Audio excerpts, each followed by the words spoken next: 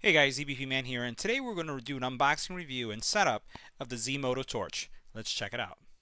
Now, one of the things that I'm really excited about with this specific product from Zmodo is its overall utility and simplicity.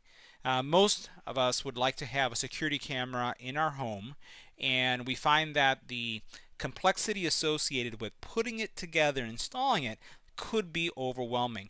It's just a real pain in the butt when you think about the wiring install, the mounting install, just everything about it.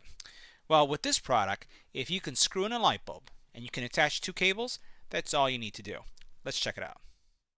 Now, inside the box, you're going to have a doorbell, a security camera, an installation guide, some marketing information, screwdriver, drill bit, as well as some screws with a level.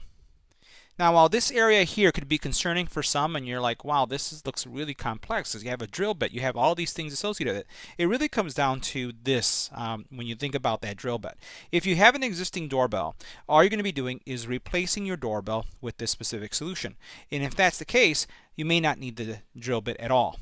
So don't worry about this side. What we'll do is we'll focus on the utility of these two solutions and how they all come together. Now, the Torch Pro solution is a two-part solution. One is this doorbell, which has a motion sensor and also has a doorbell that will cap off. But then what you have is also a security camera that's independent from the doorbell. And this one, as you can see, is a light and a security camera in one. So literally, if you can screw in a light bulb, you can set up the Torch Pro. Now, the hardware kit that you saw during the initial unboxing really is to support the installation of the doorbell. Let's flip this over for a second. You notice that on the back there is a removable piece of cardboard. I'm just going to remove that for a second, which has some sticky surfaces here. Well, you're going to use this as a template for your screws, right? Now, you won't need to the drill bit if you are on wood. You could pre-drill with a smaller bit, but this is literally to help you guide and really visualize where you're going to be placing your doorbell. Now, it does bring a level, and this level is really cool because it's going to help you really make sure that your doorbell is placed level. Now, if you're like me, you like things straight, so that's why I think that this is really cool. So what you'll be able to do is as you place it here, you'll be able to align it and adjust it until it's in the perfect level, and then you'll press this against your wood or aluminum surface, and then this is where you're going to drive the included screws so that you have the placeholder. Now, you're going to have wiring coming out, right? And that wiring, typically it's two wires that you'll use to connect your doorbell. All right, so now before we do the installation, let's talk about the hardware for a second. So the connected doorbell. So the doorbell does have a speaker and a microphone, so you can have a conversation with the person when they ring the doorbell, and if you want them to leave the package or you can't come to the door, whatever the use case may be, you'll be able to speak to someone and you'll be able to hear them. It has a IR blaster, an infrared blaster with a distance of up to 10 feet. It has a PIR sensor that's going to pick up to 10 feet and has a working angle of 120 degrees, right? So that's the angle or the area that's going to be able to cover. The power requirements are 8 to 24 VAC, which is pretty standard when you think about common doorbells. And then it's waterproof up to IP51, so it can be in an area that you get rain because of it being outside. Now, the smart bulb that is also the security camera has a 720p HD camera with 105 field view. So that's, again, how much can it cover or what it can see. It has night vision up to 16 feet. Right, and it has 350 lumens, and it's really going to last a very long time, over 100,000 plus hours. Power requirements, no different than any other light bulb. It is a little bit taller than a light bulb, so you have to think about if you have something in by, let's say, your driveway or coming into your garage area that you want to make sure that this covers, you do need something that has a clearance of 5.51 inches and a width of 2.95. Most of the fixtures that I've seen on garages shouldn't have a problem with this. Now, one additional cool thing about the bulb is that the included app that you will have from Zmodo is going to allow you to change the colors. So you're literally going to be able to change the colors of the light, not just from a standard white, but to a variety of colors that you choose. And sometimes during the holiday season or during certain festivities, people like changing the light bulbs of the garage or the outside. You'll be able to do that digitally without having to change the bulb, doing it purely through the phone application. Now, one of the things that we're going to want to do is remove this base so that you can mount it, since you've already did the alignment and you've already either pre-drilled or you've already marked everything for this base. To do this, you're just going to slide this like this, and then you're going to push down, and then this is going to come off.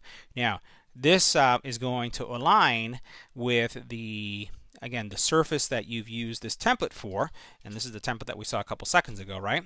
So you've already pre-drilled or you've done whatever to prepare the surface, and now what you're going to do is you're going to place this in place. So this will be out like this. You'll drill, you'll put the with the screwdriver the screws that you have there to mount it, and then once it's in place, you'll be able to lock it in place. But before you do that, you'll notice you need to do some wiring. This is how simple this is. Only 2 wires. That's all you need. So we're going to go ahead and connect those 2 wires so that you can see how that would work. Now, once you remove your doorbell, you're going to find that there are 2 wires coming out. Now, in my illustration here, I'm using 2 reds. It's not going to be 2 reds. Depending on the age of your home, they can vary in color. You could have a black and a red. You can have a white and a red. It could be various colors depending on who installed your doorbell and the kind of wiring they had. Regardless of what the type of wiring and the color, literally you're going to take one connected to one side, one connected to the other, and you're going to make sure that they don't touch. That's all the technical skills you need when it comes to installing this solution, because again, this one you just screw in the light bulb. So now that I've added power and the doorbell system, all I have to do is just place the cover on top and we're ready to go. Now, once you've connected your doorbell, what you're going to see is that this little button here is going to light up and it's going to be solid green.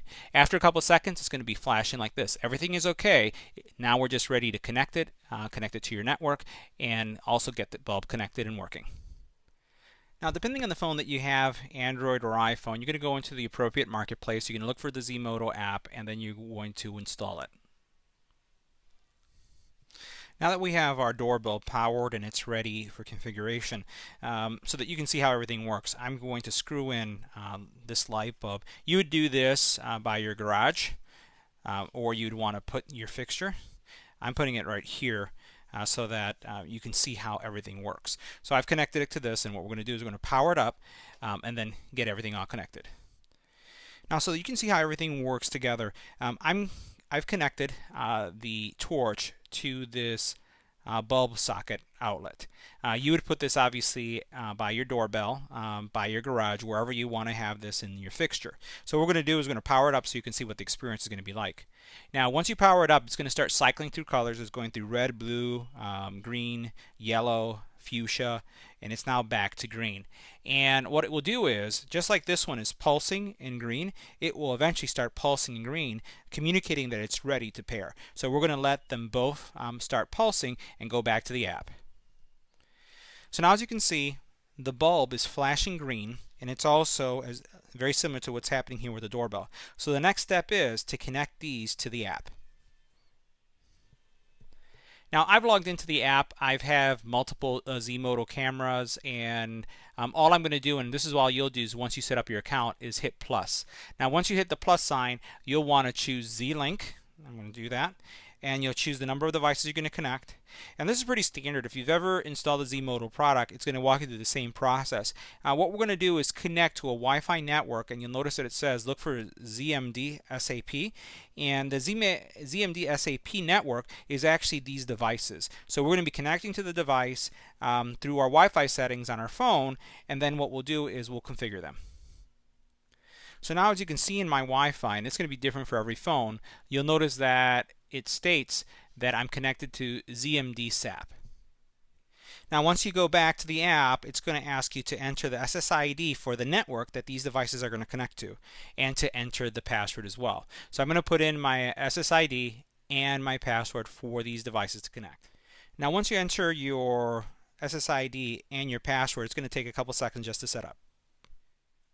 Now you'll follow the configuration process for each device you have. So I connected to the Zmodo network to this device, named it and configured it, and then I did the same thing for the torch, and the actual bulb itself changed multiple colors through the process. Now what you see here is I'm about to configure or give the device a name and a password. I did that for this. Now I'm going to do it for the next one, and I'm also going to establish what time zone I'm in. Now once you've configured both, they're now connected to your app. So I'm going to go later, and you'll notice that I have my torch group here. So let's take a look at some of the functionality we have there. So let's take a look at some of the things that you can do on the actual app. So you can go into live view, and the live view is going to show you your cameras as well as, in this case, my torch. If you tap on it, you're going to be able to see what the torch sees, and if I put my hand in front of it, you'll notice how it's coming in right in front. You do have the ability to talk. Remember I said that this really works well in one of those scenarios where you have flipped the bulb, so you see things are right now upside down. We can switch that a little bit later. You do have the ability to talk, so you can speak through this. So you tap it, and now I'm starting to get my voice is coming through, and my voice is coming through this doorbell right here. And it sounds relatively loud. It's good enough for the conversation that you want to have with someone who's dropping off a package. You can also take a picture if you want of the person who's dropping off the package, or record that event. I'm going to get out of that, and then we can go back to motion, and this is going to give you information on the different motions that you've detected.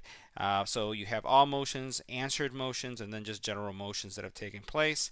You have ring alerts here, and then again, this is basically alerts that have taken place, and they either have been answered or there have just been some motions. You do have a light function, and the light function is pretty cool because the light function gives you the ability to take advantage of the bulb features that are here and change the colors or create themes. When I drive through my neighborhood, I see folks that have these kind of bulbs, and they have the bulbs themselves are based on the holiday. So for Valentine's Day, they have it in red. For Christmas, you have it green. Some of them have even some other festive colors. So what we're going to do is adjust the color so we can see how that does it in the control, and then show you some of the flexibility. All right, so the app itself has some decent control. So first of all, you have colors, and then you also have themes. So these themes change based on what you want to do. You have here in the bottom the ability to control the brightness of the bulb. You also have some intensity here that you can kick in for the specific color, and then you have the ability to turn it on or off. So I'm going to turn on the bulb, and it'll take a couple seconds for it to just turn on, and you notice it turned on. It's right now a blue. Let's see if I can bring that blue over to the side. Just hard to get because it's so bright, but very bright. And then what you could do is just with the dial just change the different colors that you'd like. You could also go into themes, and the themes, as you choose a specific theme, it's going to execute that theme. So now you see that it's white, so it's a white theme. If I want to have breathing, which is this one right here, now it's changed colors, and it's going to go through kind of like a cycle. I'm going to turn off the light so you can see all the effects in the colors. So now this should give you a sense of kind of like all the different color variations it's going to go through. So it's breathing, going from red, it's going to all the colors in a very wide spectrum. I'm choosing lavender now. So it's taken the lavender apparition, and it just takes a couple seconds and it changes. You can see kind of like the halo around it that it went lavender. I can choose rose, and in the rose it's going to get red, and you can see how red the surrounding area is. It's very deep red, not coming out quite on video. Orange as well, and literally all you can just change all the colors you want, or what you could do is you can adjust them here with the manual wheel. Now, one thing I wanted to correct that I mentioned in the video was the actual positioning of the bulb, and as I have been trying to experiment with it, I find that this is really the type of solution for a pendant type solution. I have not been able to rotate the image, so this is going to be if you have something hanging from the top and that you screw in the bulb, this will do really well. If it's the other type where it's kind of like the carriage type lamps, the image is going to be upside down, and I haven't been able to find any way to change that.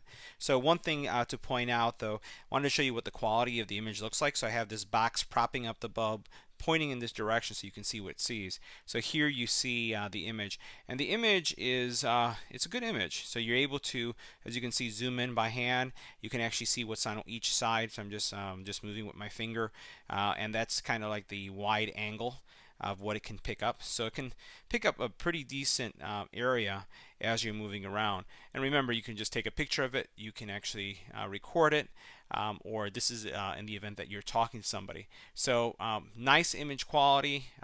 But you will have to have one of those solutions where it's hanging from the top down so that the image comes across straight. So the next thing we're going to do is test the actual responsiveness of the doorbell ring and then it coming up on my phone.